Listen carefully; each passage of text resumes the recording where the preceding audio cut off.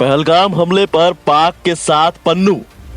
खालिस्तान दहशतगर्द पन्नू की मोदी शाह को गीदड़ भभकी।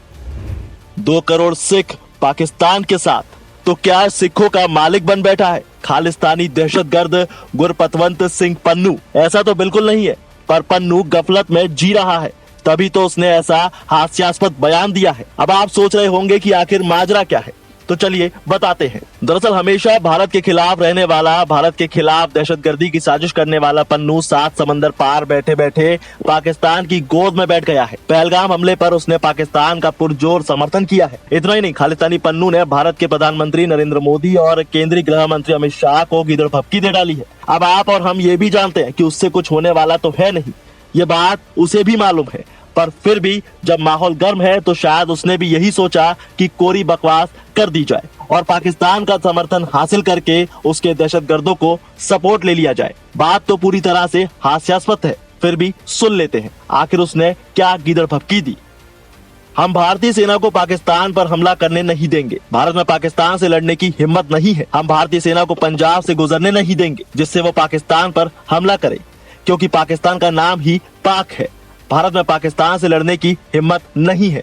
मैं पाकिस्तान की आवाम को भरोसा दिलाता हूं कि हम 2 करोड़ सिख पाकिस्तान के साथ चट्टान की तरह खड़े हैं। भारत में सिखों और बाकी अल्पसंख्यकों के साथ बुरा व्यवहार हो रहा है। अब समय बदल गया है, ये 2025 है, ना कि 1965 या 1971। जो हमला करता है उसका अंत बुरा होता है, चाहे वो इंदिरा गांधी हो, नरेंद्र मोदी हो या अमित शाह।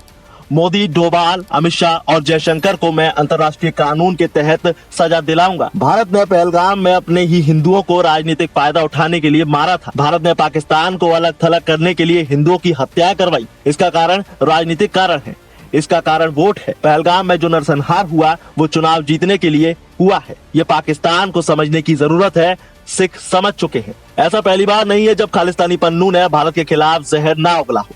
जब अयोध्या में राम मंदिर का निर्माण हुआ था, उस वक्त भी उसने मंदिर को उड़ाने की धमकी दी थी, ऐसा मीडिया रिपोर्ट्स में कहा गया था। वहीं खालिस्तानी हरदीप सिंह निज्जर के मर्डर का आरोप भी वो इंडिया पर लगा चुका है।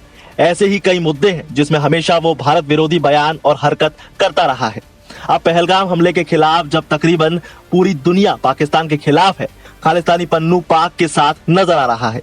इसमें कोई बड़ी बात नहीं है, लेकिन जिस तरीके से उसने इस मुद्दे को हिंदू मुस्लिम का रूप देना चाहा और मोदी शाह को धमकी दी है, वो बेहद हास्यास्पद है, मजाकिया है, क्योंकि उसे नहीं मालूम कि ना तो वो सिखों का मालिक है और ना ही उसकी एक आवाज पर भारत के खिलाफ सभी हो सकते हैं, और ना ही उसमें इतनी ताकत है कि वो भारत जैसे मजबूत देश के पीएम और गृह मंत्री का कुछ बिगाड़ सके। बहरहाल खालिस्तानी पन्नू की ये हरकत के बारे में तो बस यही कहा जा सकता है कि भारत पाकिस्तान की तनाव की आग में वो अपनी रोटी सेकने की फिराक में है, उससे ज्यादा कुछ भी नहीं।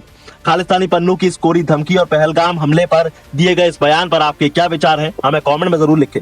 इस खबर में बस इतना ही। ज्यादा अपडेट्स के लिए जुड़े रहिए वन इंडिया हिंदी के साथ। Subscribe to One India and never miss an update.